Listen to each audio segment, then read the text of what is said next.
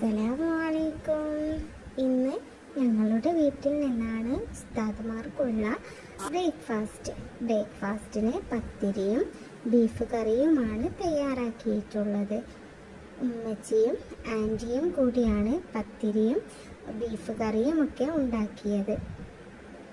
കുടിക്കാൻ കട്ടൻ ചായയും ഉണ്ട്.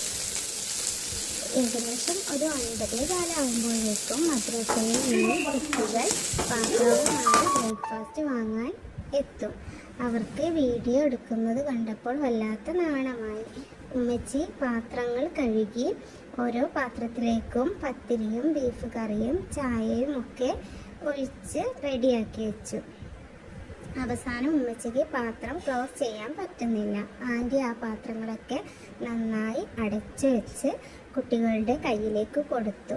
അതിനുശേഷം ഞാൻ അവരോട് ഞങ്ങളുടെ ചാനൽ സബ്സ്ക്രൈബ് ചെയ്യാൻ പറഞ്ഞു. അപ്പോൾ അവർ പറഞ്ഞു, ഞങ്ങൾ നിങ്ങളുടെ എല്ലാ വീഡിയോസും കാണാറുണ്ട്, ഞങ്ങൾ സബ്സ്ക്രൈബ് ചെയ്തിട്ടുണ്ടെന്ന് അവർ പറഞ്ഞു.